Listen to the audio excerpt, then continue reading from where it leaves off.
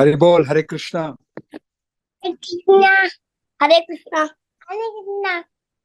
Aha, that sounds different. Happy to see some youngsters.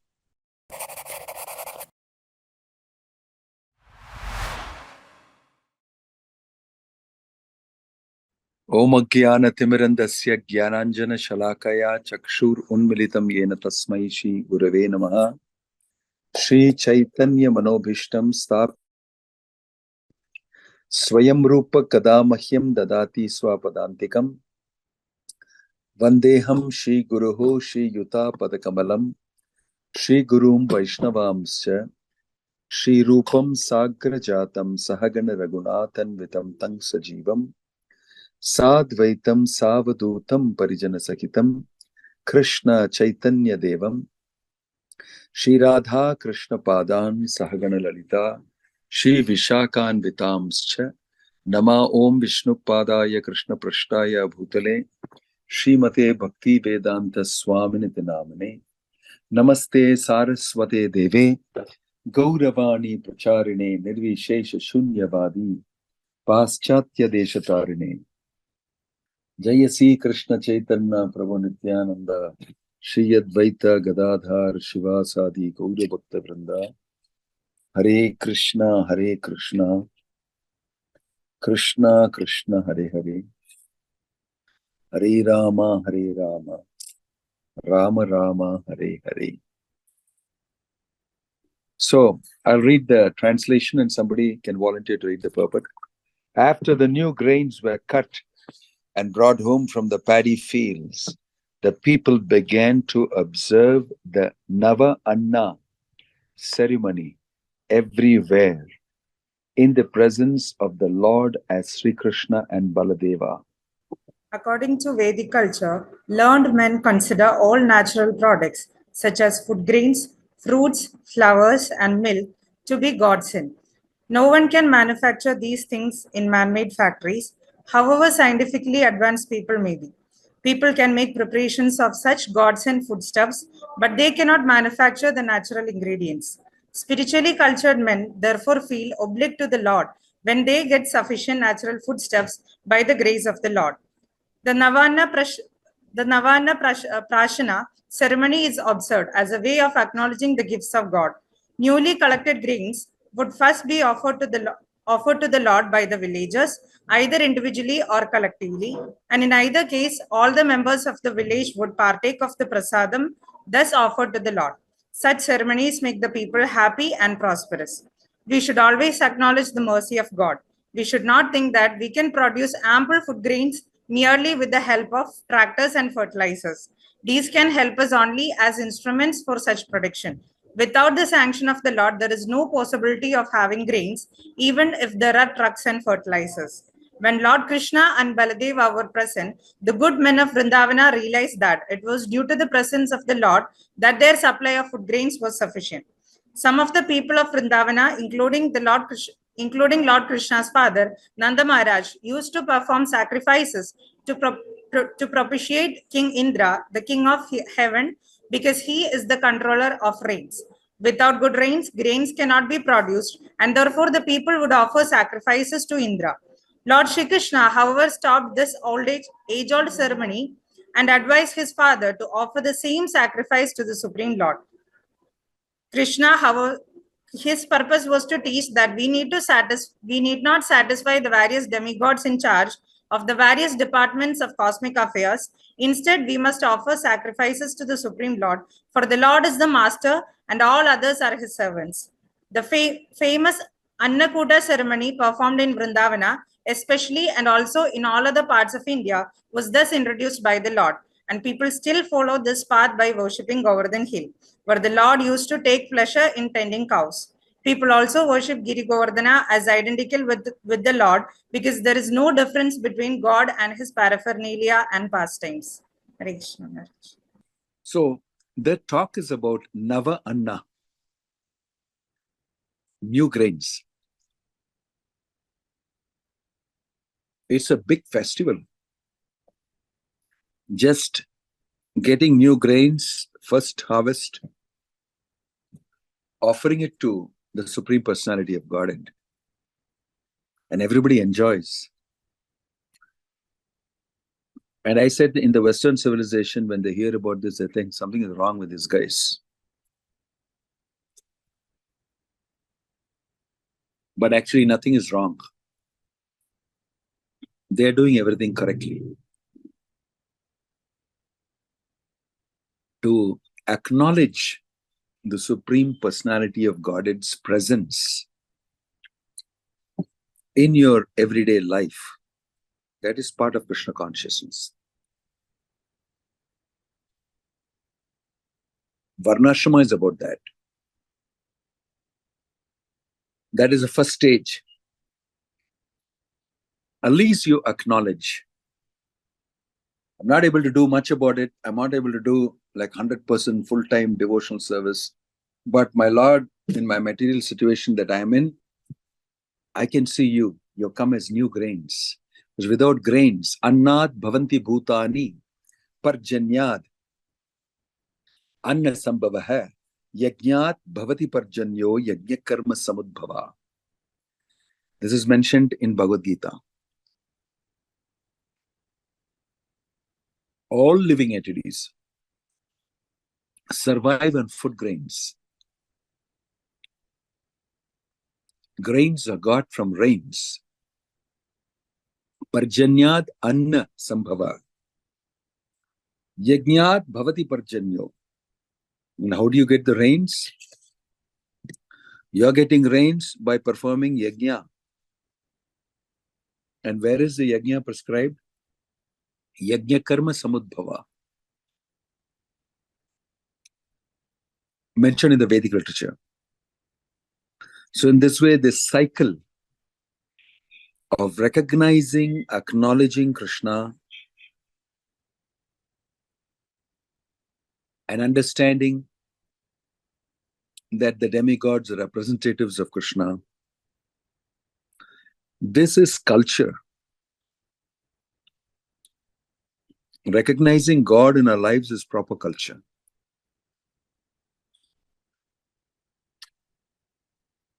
If one does not do that, he is not considered to be a proper human being, he is not considered to be civilized.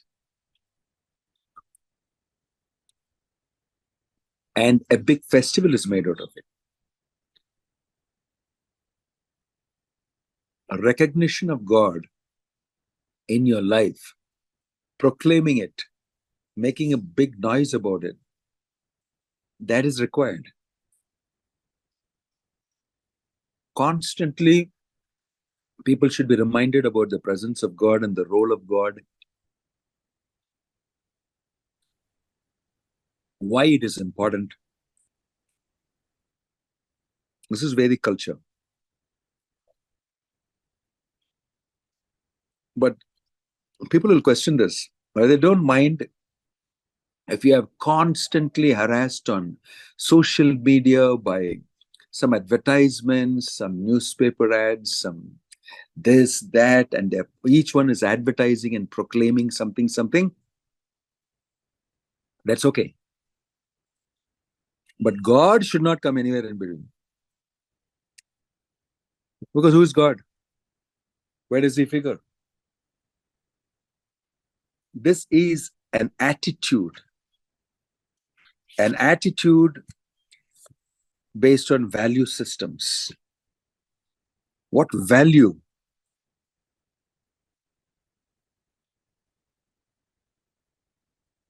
you place and the value systems that you have. According to that, you have attitudes that develop. So, Prabhupada told us that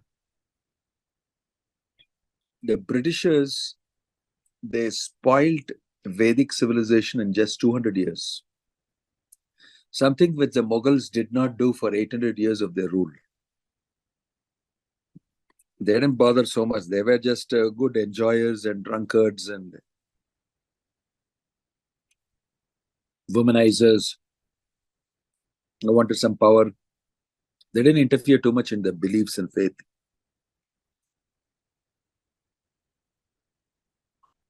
But Britishers went deep down into the psychology of the Indians and understood. They corrupted the Brahmins, and the Brahmins were anyway corrupt. They used them. So culture was killed. And the Western civilization has taught us to do the opposite. Forget God completely. Who is God in your life? You are the one doing everything. You see, exactly like what Krishna says. Ahankara vimudhatma kartaham iti manyate.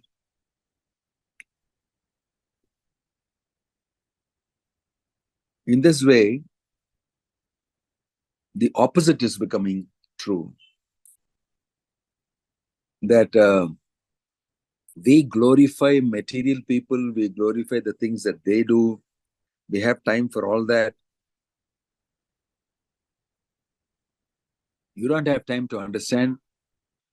Krishna is the one who is the soul, governor, agent, origin of everything. And if he flicks one small finger, everything can completely be destroyed. We don't understand the power. That's why it's such a huge value difference. You can see when you read these chapters in the Bhagavatam.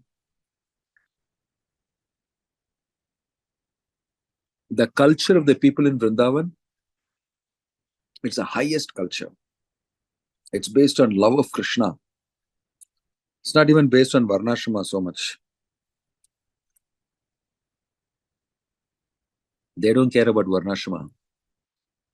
They simply base it on love of Krishna.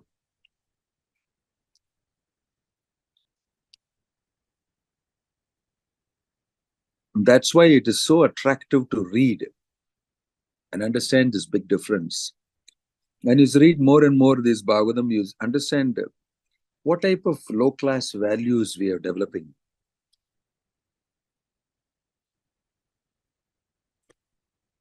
Within that forgetfulness of Krishna and the type of things that you would do, you have other types of problems coming from forgetfulness of the Lord.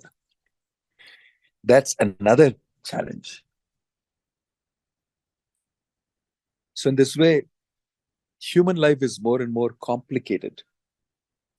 It becomes more and more complicated. And people become distressed, anxious.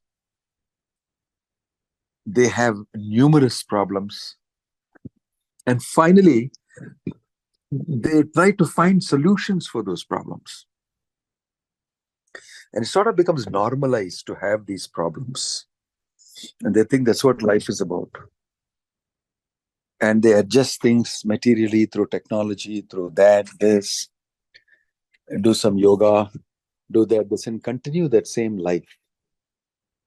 Actually, they don't know that if you become dependent on Krishna and if you follow his instructions, you may actually be able to do something far, far greater and be more happy as a society of humans. And this is what is being spoken in this place. That if you actually follow, at least to some extent, the instructions given by Krishna in the Bhagavata, in the Bhagavad Gita, there is an amazing scope for society to become prosperous, happy, and enjoy genuine interactions. Sort of your life becomes very rich. I don't know if people understand this richness of life. When a person becomes a devotee, he is very rich in his experience because he factors Krishna, like they're doing here, into their life. And Krishna becomes a very important aspect. That's why I think Prabhupada made a great effort to teach everybody Krishna consciousness and teach them how to depend on Krishna. We are not just people who just read books and give lectures. We are people who actually practice what we talk. You can come and see your life. That's why many people are afraid of Hare Krishna people. You know, I've seen people, common Hindus and all that. Ooh. I remember one man telling me, "Oh, tomorrow's Ekadashi. Oh my gosh, these people." I didn't say anything. I was just smiling. And he was telling us, these people know they will not even swallow their spit. They will do nirjala and all that. Oh, and he did all these things to us. I said, it's perfectly human and normal to do this. Nothing so special. No, you people are too much. Krishna devotees are too much. Ekadashi means they will do this, and all that. I said, enjoy doing it. And I said, I know, it's very enjoyable. I do agree with you. Like that he was arguing. But people are happy doing that. Devotees become happy doing that. They're increasingly in consciousness of Krishna. They all get together and do it, and they're very happy. So the rest of the world wonders, what a group of guys these are. They are starving themselves and they do all these funny things and they remain happy. How is it possible? Like I told you, it's value systems. That's why Nava Anna is happening. It's a big celebration and grains are brought and it's cooked and offered to the Lord. Everybody has a big feast and they relate with God and they say, thank you very much for maintain the relationship. I mean, it's such a decent etiquette to actually go up to God and say, thank you very much for sending us these grains. You know, when you sit on top and say, Mahaprasade Govinde. See, before I joined ISKCON, I studied in a Christian convent school and all that, Christian missionary school.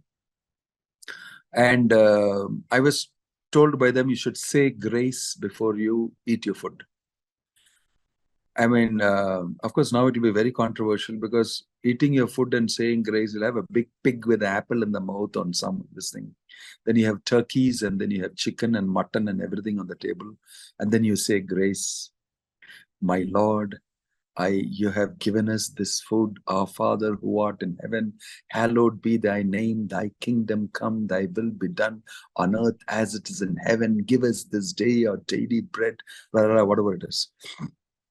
They say all these things and then they attack the flesh and they eat it up, saying grace.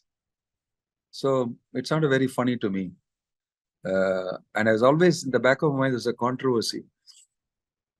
They would show, a picture of a nice-looking woman with a kitten in her hands and petting the kitten like that, a very fluffy white kitten. And, and then she kisses the kitten. It's so cute, so nice and everything. Then she sits on a table to eat. And then there is lamb chops and beef and whatnot. And the kitten is getting very interested because, we have a good table out there, something that interests me too. And then the kitten is sent away with a little fish on its mouth or something. And then they attack. So cute, so nice cat and everything. But you're eating cute lamb. You're eating it. You cut it up and you're eating it. This is what I mean by diametrically opposite values. You say one thing, you do one thing. But in Krishna consciousness, you can say that you do what you say. That's why I said these guys actually do what they say. They'll be up in the morning at 4 o'clock and they'll be there, Samsara Dava, they'll sing. How do you guys do it? You don't drink tea and coffee? You don't watch. I remember one life patron member here when I first came here 25, 30 years back. And I was going around and Janmashtami and we were collecting funds and I went to a big house. And that lady was very nice lady, North Indian lady, young couple. And the man was very rich and he was a good businessman. So we were good friends. And she said, please come in, please come in. And we gave brahmacharis. So are you hungry? I said, no, we ate in the morning. You ate? Who cooks it now? We only cook. You only cook? Oh my gosh. You don't have anybody to cook? And I said, we are okay. We cook and we offer to the Lord. We eat prasadam. We eat pretty good. And then he said, what time do you get up? We get up in the morning at 3:30. My gosh, yeah. She's telling her husband, look at this, yeah. We get up in the morning. Who cleans your clothes? Who does this? We do it. Really? You do everything yourself? My gosh, something you help. Then the husband looked at her and said, that's okay. I mean, men know how to live. They don't need help like this. They are used to that. They're all sadhus. He's trying to explain to her. She says, no, no, no, no. Can I cook something for you? No, can I bring that? Can I bring that? She's feeling very bad that these guys are beggars. They don't have food. They cannot take cooking. They don't have their mother. They don't have their wife. They don't have. She's feeling very bad for us. But I was sitting and laughing at the way the lady was feeling those days. Thinking, why is she feeling so bad? Actually, we have a fun time eating a lot of prasadam. We eat cheese and we eat that sabji and this sabji. We gulp it down. She doesn't know what we eat, maybe. So people have a different notion when you say Nava Anna and you did all that. Oh, you guys so silly. You worship the Lord and offer the grain. What's happening to you? It's not silly. You don't understand the depth of it. You don't understand relationship building with God. You understand God is very pleased. And he will never, never allow you to suffer without grains, ever. And if you go and see in Vrindavana, it is like Nanda Maharaj has got silos and silos of grains. He can feed the whole village for the rest of their lives. And he's got 9 lakh cows. And he gives it out to everybody. And everybody is sheltered under him. And he's so generous. Why? Because he has no worry that they'll ever suffer for grains or food or anything. Krishna is right there. He's right there. I mean, God is there within your presence. Like I can tell you for myself, that lady was good and all that. I remember after coming out and telling them, actually, I think what she's feeling is true, genuine. Because the rest of the people in the world feel a lot of anxiety. How will I eat tomorrow? I get my job, my salary, my family. I can understand that. And I was wondering, I think we guys are not having that anxiety. Although we don't earn, we don't think somehow Krishna looks after us. We always get good food. We always I was wondering, wow, this is wonder, no? Nobody knows this. I don't earn any money. I just, every time I get something arranged by Krishna, I know it's Krishna arranging it for me. I really know it. Because, this is my salesman. He's my marketing man. He spreads the holy name. He gives people Bhagavad Gita. He does it. He looks after the temple, the worship, and people come here. He's my man. I got to look after him. And he may be not even Krishna conscious very well, but I need to look after him. Why? He's voluntarily doing this for me. And I can tell you that all my life, for about 40 years, I never bothered about food. Never, ever bother about. I've fasted. I've, done all those things, but never, ever. The bell is ringing here in the temple when I say this, because it's exactly 8 o'clock maybe. So never, ever. And it's a wonder. But it's not the type of thing that others in the world have. I mean, they're in anxiety because of not having Krishna in their life. So I'm saying grains are plenty, prosperity is plenty. If Krishna is there with you, you may not even worry about it. You may not even worry about it. In that beautiful pastime of, did I mention that to you last time about the Brahmin's wives? The last week I spoke about it, right? Or I spoke somewhere else about it. The Krishna book has a beautiful story. When I go to these Brahmin communities, last time I went to this Palakkad, my ancient ancestral place. It's full of Palakkad Brahmins. And it was fun to go there, my grandmother told my sister, before going there, I called up my sister somewhere in Mayapur, and I said, yeah, I'm going to an ancestral place. She said, wow. And all that. I said, can you tell me something about it? I don't remember anything. She told me, do you know that our grandmother's father was a great devotee of Rama in that place. And he was getting subscription for Kalyana Kalpattaru, a magazine published by Bhakti Vinod Thakur in Bengal. And he used to get that magazine. Do you know that? I said, wow, I've seen these magazines in my mother's, this thing. And I've seen it growing. Yeah, that's a magazine. Kalyana Kalpattaru. And there it is mentioned, Lord Chaitanya's and Bhaktivinoda Thakur's articles now comes, and they had a whole Namahatta thing that they asked everybody to go house to house and tell them to chant Hare Krishna Mahamantra. So your grandmother's father used to go house to house and teach them how to chant using grains, rice grains, take 108 of them. And then he used to take those seeds, what do you call, tamarind seeds, and he had a wooden this thing, and he would tell them to take it from here, and then as you chant one time, put one seed into that small Hare Krishna, Krishna Krishna, Hare Hare, Hare Ram, Ram Ram, Hare Hare. One seed, two seed, like that. He used to teach house to house to do this. And everybody will send their scores. Today I chanted 1 round, 2 round, 3 round, and he will collect the scores and send it to Kalyana Kalpatru at the end of the week or month or whatever. And he used to walk and go, and he was a drawing teacher in the school. And whatever money he would get, he will, use it for all these things. I was so surprised. I said, my gosh, he has already been part of the Hare Krishna movement somewhere ancestrally. I said, do you know that? I said, I never knew this. You're telling me this after 30 years of serving in ISKCON? Well, I always wanted to tell you this, but I thought you won't believe it. I said, now I know why. I have some DNA of it somewhere in my blood, something maybe. Chanting Hare Krishna and all that. So, but what I'm saying this for is, when I went there, I was addressing the Brahmins. Then I thought, these guys are so puffed up. I know how they feel. We are Brahmins, and we are Brahmins, we are like that, and they chant all sorts of shlokas and everything.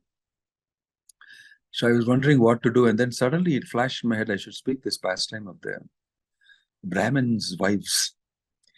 I thought, yeah, this is apt. I said, have you read Bhāgavatam and all? Yeah, we know this. Do you know about the Brahmins' wives? Yeah, we know that now. I said.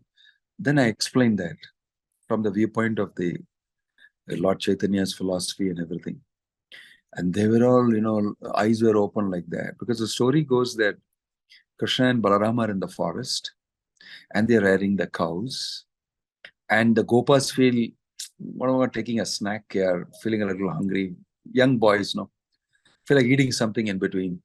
So they went and told Krishna, Krishna, I'm feeling hungry actually. Can you get some snack or something for us? Then they just boldly go and ask Krishna, because Krishna will do anything you want. So they just go and tell, 7, 8 of them go to them and say, can we get something to eat? They go and ask Krishna. Then Krishna will look at them and smile, and he said, yeah, sure. And he'll tell, nearby, there's a sacrifice going on. The Brahmins are doing a huge sacrifice. And it's got all sorts of preparations and everything. You go to them and you treat them nicely, respectfully. And then you tell them that Krishna and Balarama are here. Don't tell my name. Better you say Balaram's name. Because they may not respond if you tell my name. Better you say Balaram's name. And then you say you're asking for something to eat for all of us. They just jumped and, they were happy and said, yeah, we'll go. And then they went jumping, dancing, and they went. And they met the Brahmins there. They paid obeisances to the Brahmanas. They said, sure, Brahmanas are very, very, very exalted and all. All the Gopas paid obeisances. Then they chanted some mantra. And the Brahmins, they were folding their hands like this and watching from the pedestal. They were on a higher pedestal. The Yajna Kunda was being laid. And these boys were standing down. They're all dressed, with the forest garland and the ears and all. They got some flower, and it's all, very rustic and very beautiful looking in a different way. But these Brahmins just looked at them and they said, Balaram and Krishna is here. They said, use the word Krishna. I said, why not? We will use. And although Krishna said, don't use your name, they went and used Krishna's name. As mentioned in the Krishna book. They went and tell Balaram and Krishna are here and we are all hungry, and if we can get something to eat, it'll be very nice. So these Brahmins, they looked at them like this and gave a tough look and never gave any answer. They just turned around and left. And they told them, no. Before the sacrifices started, you can actually give dan. They gave him a reminder of Vedic, this thing also. In case you're going away thinking that, we are asking at the wrong time, no, it's okay. They know the Shastra also, and they quoted. They didn't say anything, they just walked off. Very insulting. So they felt a little bad and they just went back all the way. to Krishna and said they did not say anything, didn't give anything. And then Krishna loudly laughed. He laughed loudly. And they said, they were looking at Krishna, I mean, they also started laughing, not knowing why he's laughing. Then he said that, yes, I expected that they'll not give you anything. Then he said, but what I want you to really do is, you just go past that Yajna Kunda and go inside in the back. Their wives are there inside. They are the ones who prepared everything for the Yajna, offerings and everything. You go to them and you just tell Krishna and Balarama, here we want something to eat. Instantly you'll get everything that you need. Will you go and try again? They said, of course, we'll go. I think we'll be better off. So they went past the Yajna Kunda. At that time, the Brahmins said, hey, where are you going? Where are you going? They just looked at them and just kept running inside. They went inside, went to the Brahmin ladies. They knocked on the door and they said, hey, where are you from? They were looking so affectionate and so nice to the boys. And they said, Mataji, actually, Krishna and Balaram is here. And they sent us here to get something to eat for all of us. Really? They become so excited. The Brahmin ladies, they immediately put up all that they have made there for the yajna. They just took each baskets and baskets and put it on their head. And they said, all of them, like a parade, they left, taking all that stuff. And then the Brahmins said, where are you going? Where are you going? The yajna is not yet. They didn't answer anything. They just left. And these boys were dancing, looking at the Brahmins, and they were going with the women. They went to the forest, which is very close by. And there they saw Krishna. And when they saw Krishna, it's mentioned in the Krishna book that they just embraced him in their hearts. And they were so happy to see Krishna. They were crying and they were feeling so much. So Krishna came to them and said, my dear Brahmin ladies, I know you're my devotees. I know you're feeling this great feeling for me. That's why I wanted to give you a chance to meet me and to be able to exchange something. I am very happy that you brought this. And Krishna gave his whole very beautiful, nice, reciprocation to them. And they were so immensely happy. Then all the Gopas ate. Krishna ate. Balaram ate. Krishna told them, you better go back for the sacrifice. Your husbands would need you. They said, what husbands? There's a verse that says that, what husbands? I mean, why do we have to go back? It's a very beautiful verse, I forget that. And they said, who is husband? You are our husband. Like that, they made all comments. Now then Krishna convinced them to go back. And they went back coolly without any urgency. And there, the Brahmanas, they were cursing themselves. To hell with our yajna, to hell with our mantra chanting, to hell with our knowledge of scriptures. This is very nicely mentioned in the Bhagavatam. Curse it. And these ladies came there and they walked past. And they looked at it, see, we didn't have the opportunity. We are doing yajna, but Yagneshwara is here. And we didn't recognize it. 2 times he gave us an opportunity. And we didn't even recognize. We were very busy. To hell with our yajna. But these ladies, they went with all the offerings and made the yajna completely successful. Why? They gave it to Yagneshwara. And we are sitting busy chanting some mantras here. So they're cursing themselves. I told the story to the Palakkad Brahmins. And I told them that, devotion, I didn't say much. I said, devotion does not require any great education, learning, Brahminical status. They said, yes. Devotee. Kanakadas was not, they immediately started saying, the Kanakadas, this and all that. I said, yeah. So devotion is beyond any of these regulations, varnashrama or rules, and Vedavada rataha partha na anyad astiti vadina. Krishna is saying these people are just Vedavada rataha partha. They just chant the Vedas. That's all they know. They don't know the purpose of the Vedas. They don't know I am the person to be known from the Vedas. They don't know. This way, when we dialogued, they were suddenly feeling very respectful. And he came and said, towards the concluding, one among us has become a Swamiji like this. He is from here. His ancestors are from here. We are very proud. The whole thing changed completely. Earlier, they were very proud when the session started that we are Brahmins. We are from here, from so many generations. Our father is like this. He's like that. He's like that. They introduce all themselves so much.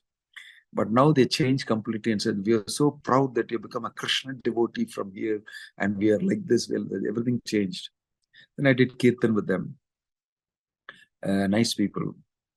But you see, most people don't know what God is saying. God is saying very simple things. He's just speaking a language of love out of affection for us. He's telling, chant my name, fall in love with me, read about my pastimes. I'll take you back. You can't avoid me. I'm too attractive. If you just start doing this, you'll fall in love with me again. And I'll take you back. I don't like to see you suffering in this world like this. So people, devotees who understand this, they will take every opportunity to relate with God. Whether it is Nava Anna, new rice, whether if I get a new dress, I'll first offer it to Krishna. If I get a new bike, I'll offer it to Krishna. If I get anything new, I cannot be without first going to my Lala. I go in there and say, oh Lala, Govinda, I got this, it's yours. But if you give it to me, I'll use it for your service. Like that, such a relation. This is India. This is India. India, I have seen it even recently, 15, 20 years back. I have seen in Life Member's house, the child is being told, you bought a new school bag, go and give it to, Gopal first. And then the boy is reluctantly going, why give it to Gopal? And the mom is telling, Gopal will give it back to you. It will be Gopal Prasadam. You like it like that or you want to take it? He says, no, I'll take Gopal Prasadam. His mother is very nicely teaching him. So you go offer now to Gopal and he will give it back to you. And then it will be Gopal Prasadam. Very beautifully she was teaching. And that kid went and offered, paid obeisances, and then stood there like this for some time waiting for his mother to tell what to do next. Then she said, now you can take the bag and you can say thank you to Gopal. Dhanyavad Karo, and then tell Hare Krishna Mahamantra once. He said that and he left. He was very happy. But she's teaching a value to that kid. You must offer everything to Krishna. You got a school bag, you should offer. You got anything new, you should offer. So that boy, most probably will be doing that. She's inculcating values. Just like Dhruva Maharaj's mother, when the son suffered such a humiliation from the stepmother, she immediately, caught hold of him and embraced him and cried and said, I know what you're feeling, but I'm not able to do anything because your father thinks I'm a second-hand servant maid. Although I'm the queen, he doesn't want me so much. He's always after the other young bride of his. And, what can I do? But in your mind, you should never think anything bad towards that stepmother of yours. She'll first tell him that. First lesson she will tell him is, it's very nice in the Bhagavatam, don't think anything bad about Suruchi. Rather, you should do what she told. She said, you have to, go and do tapasya to the Supreme Personality of God of Narayana and be born from my womb. So I'll tell you, my dear son, if Narayana desires, he can do anything for you. You can rule. You can be that. You can be this. So she focused all his anger and all his frustration towards Narayana. And this is how Dhruva Maharaj went to the forest and saw Narayana and became a great devotee. Values. She instilled values. And such great values they were that he took her back to Godhead.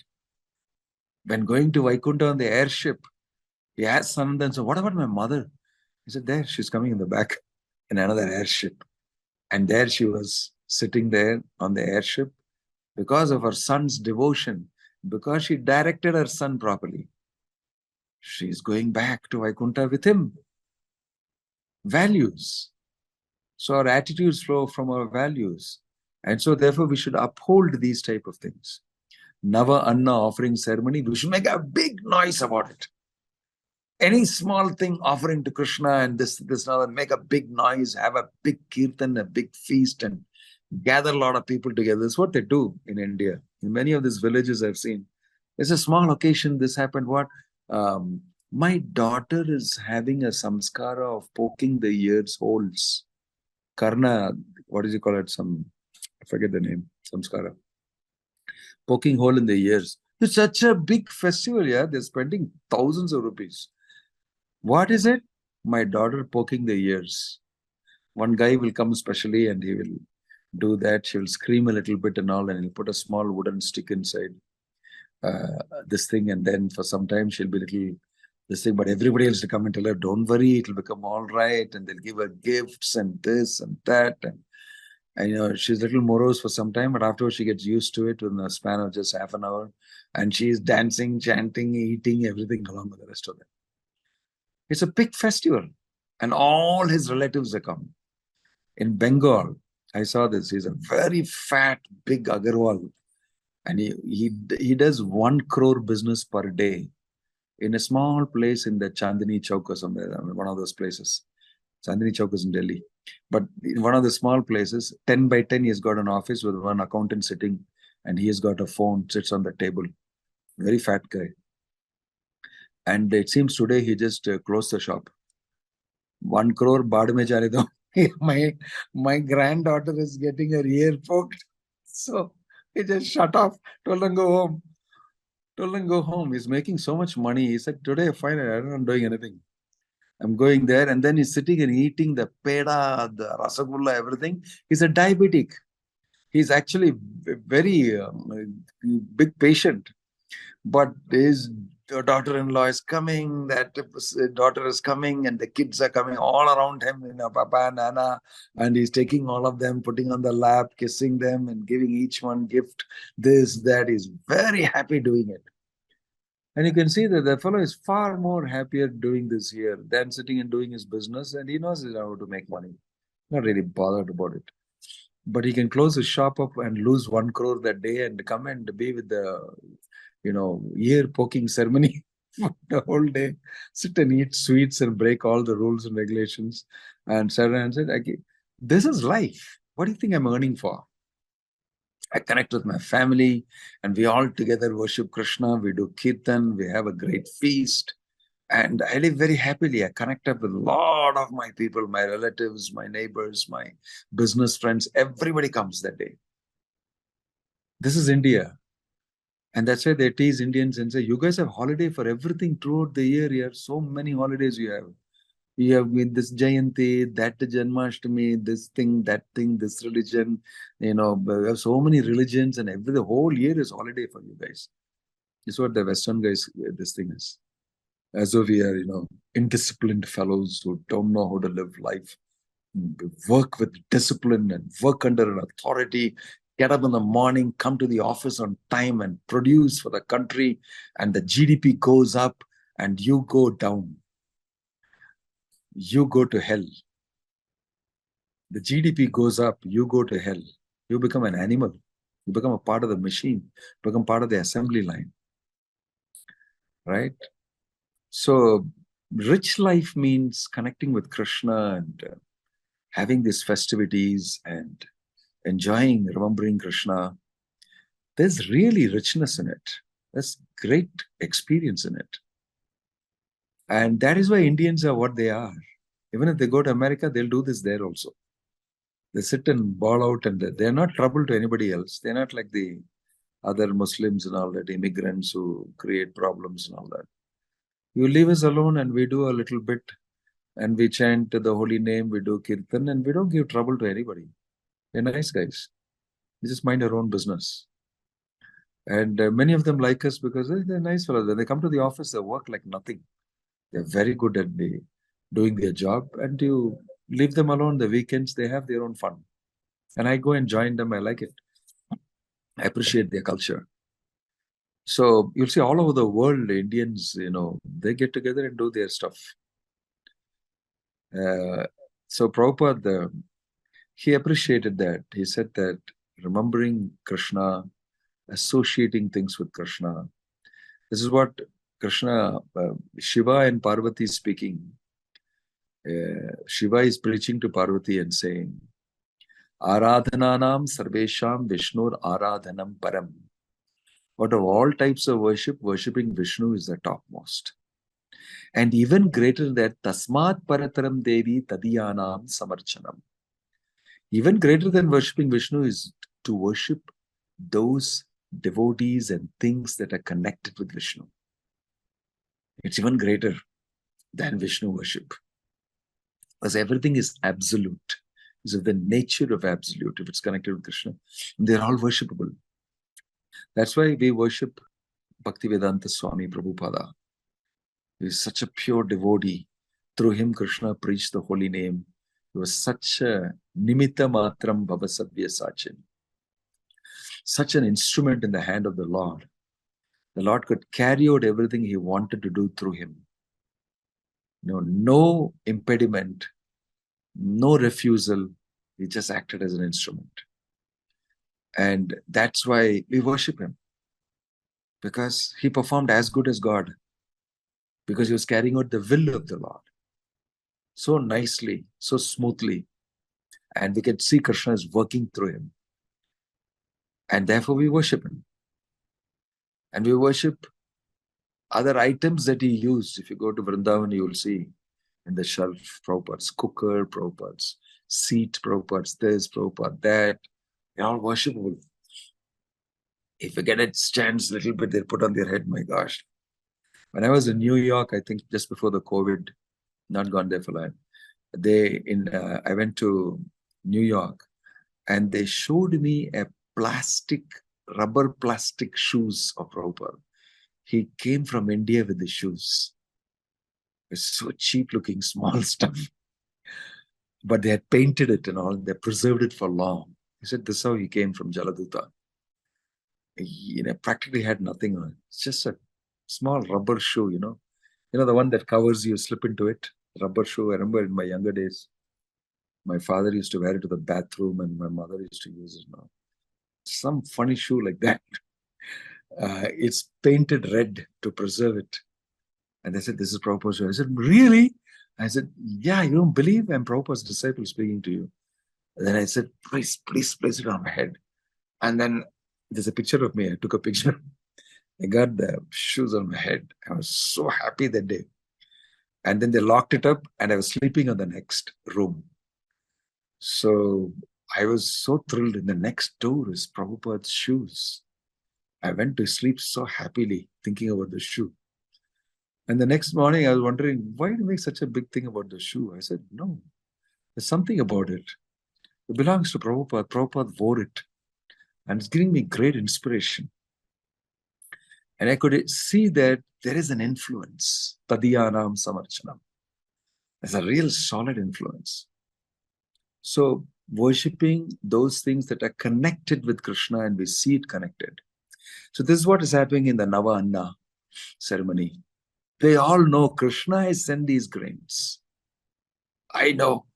It is by his mercy it's coming. Annad bhavanti bhutani parjanyad anna sambhava.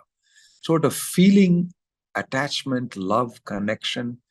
They are happily dancing and chanting and having a great time. So it's legitimate. And it is so nice to have any occasion where we can proclaim our connection with Krishna. Right? So that's the way devotees look at anything connected with Krishna. So Mahaprasadam offered to the Lord is very precious. Not only does it taste very good, but you can know that it is. Lord Chaitanya, he ate the prasadam in Jagannath and he was in ecstasy. And he said that Krishna's saliva is here. It's there in Chaitanya Charitamrita. He said, Krishna's saliva is here. He has tasted this. It has come from touching his teeth and his sweet lips, and his saliva is in this. And he was going into ecstasy and eating the prasadam. He was eating the prasadam. I was thinking, wow, this is not the way I eat prasadam. I just sit down and I just hog it. They just fill in the blanks in between. Say the first line and the last line, and then attack the food and wow, and then go to sleep. But still, Krishna is very kind. Okay, you ate prasadam offered to me only. You don't eat other things. Very nice. But Lord Chaitanya told us how to connect with the prasadam. He showed us that you can see Krishna there. It's prasadam. Because it's prasadam, you can see Krishna there. So he said, saliva of the Lord is there. It's tasting like this nectarian because of that. So learning how to connect with Krishna in everything that we do, because theoretically we know everything is coming from Krishna. Mattaha parataramna anyat kinchidasti dhananjaya. I am the source of everything. Everything comes from me. Right? So these are few thoughts on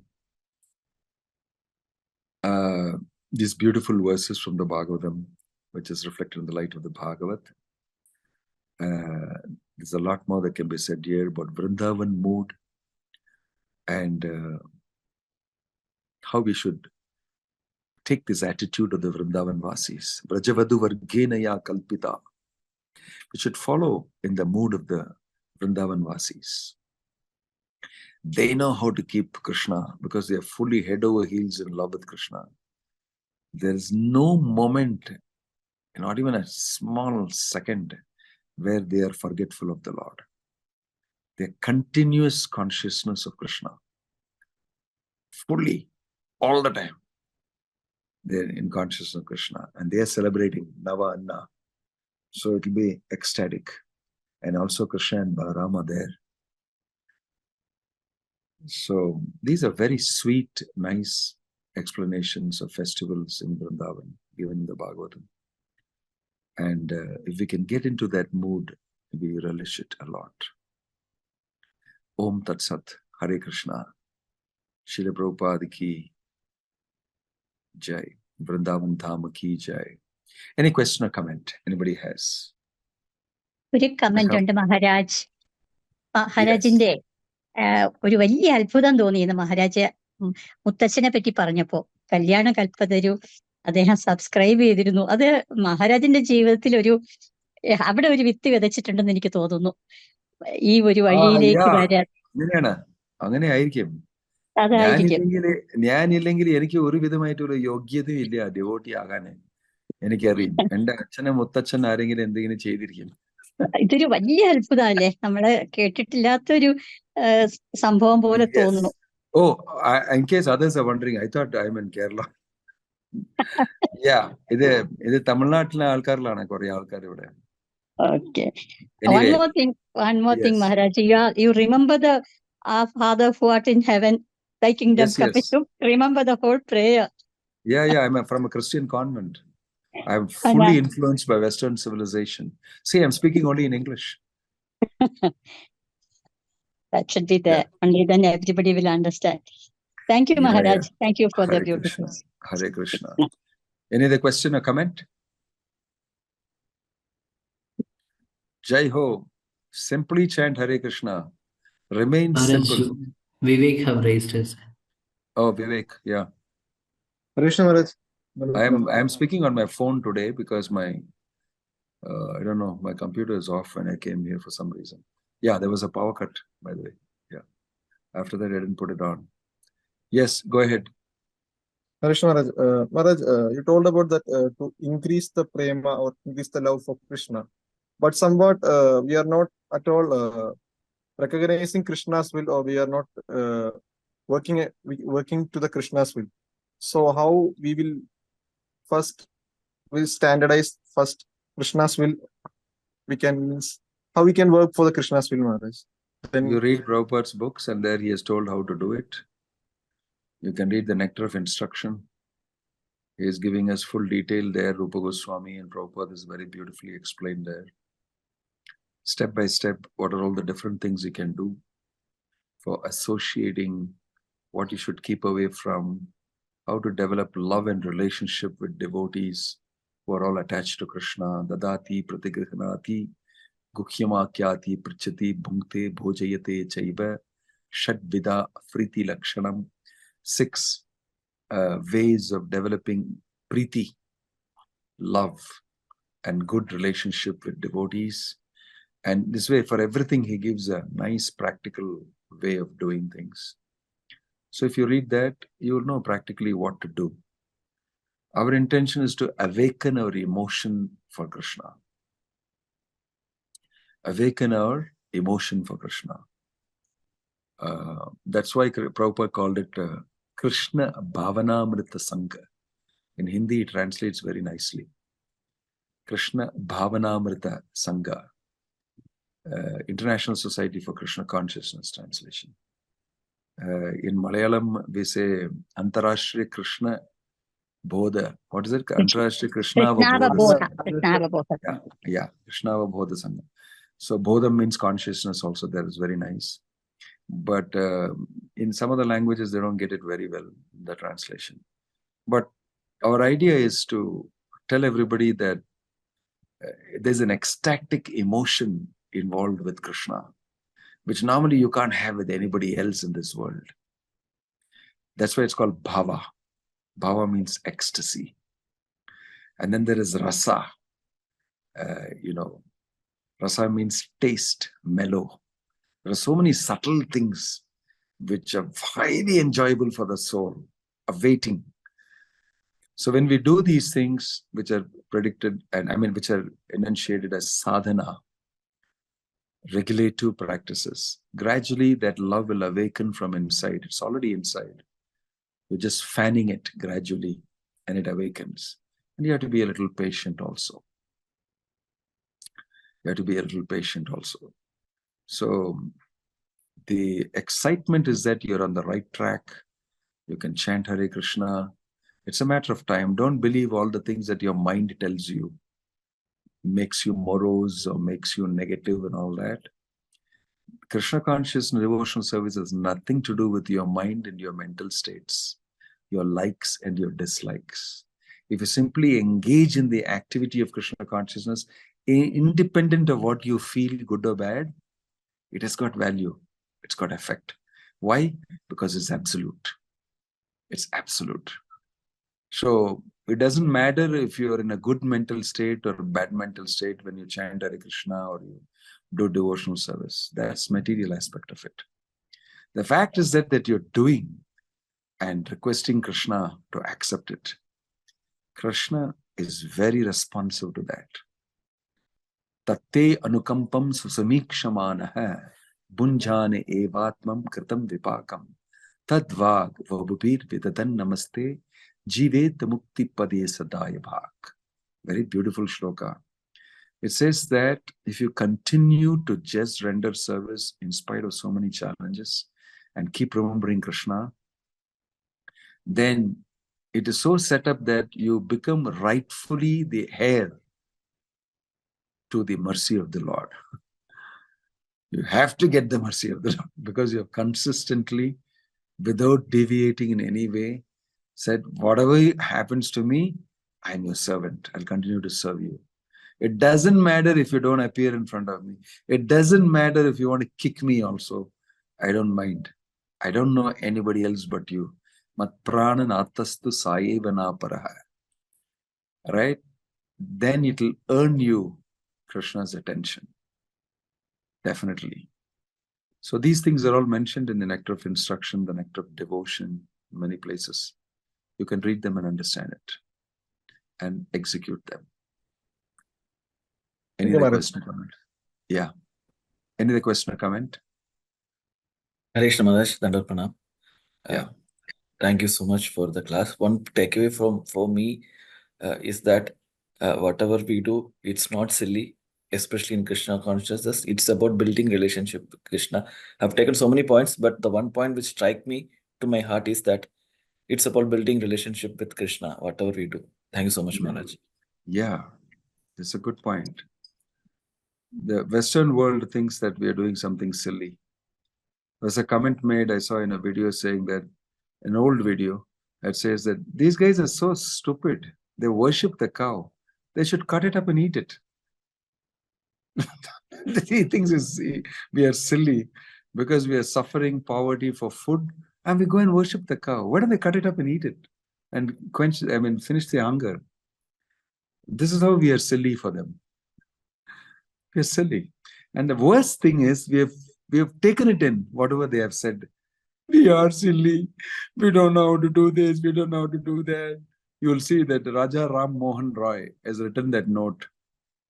I was stunned when I read it. During the COVID, I read history of India a little bit.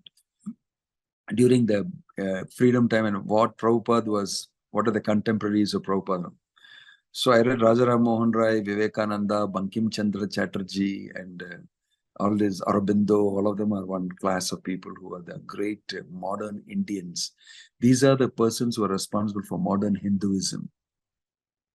So while reading that, I saw that one person has done research and produced the letter that Rajaram Mohan Rai wrote to the British, saying that please establish schools, teach us science, English, Western philosophy, and all these things for progress. What is the use of Sanskrit? What will the Ramayana and Mahabharata give us?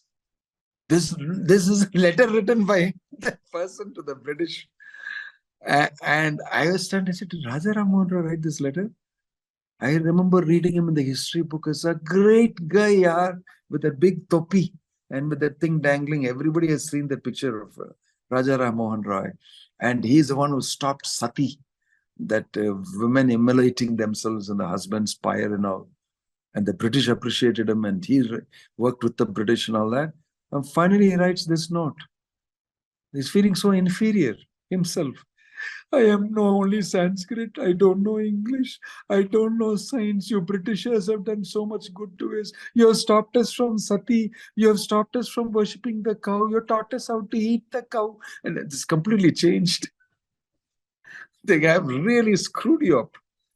They got into your head and completely made you feel that you guys are idiots.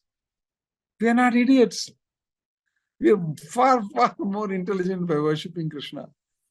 This paradigm has been brought back by Bhaktivedanta Swami Prabhupada. So that's an important point. We're not doing silly, small things. We are doing amazing big things. Right? And we have, like somebody said, a God of small things. You know the title written by, I don't want to name, the God of little... the God of little things. Of course, she speaks completely atheistically in this against. Yeah, yes, Maharaj. Yeah, but maybe the book has got a great title. The God of small things, the God of little things or something. Yeah, ours is a God of little things. You get satisfied very easily. Patram phalam toyam pushpam yome bhaktya prayachati. Give me one leaf, a little fruit of water, I'll sell myself to you. He is a God of little things only. Yeah. But in return, what we get is very, very big things. We get bhakti, we get love of God. Yeah. Thank you. Right. Om Tat Sat. Hare Krishna. Good night. Have sweet dreams of Krishna. And keep doing the little things as Krishna's service. It'll turn into big, big things. Thank you, Om Tat Maharaj. Sat. Good Hare night. Krishna. Hare Krishna. Thank you, Maharaj.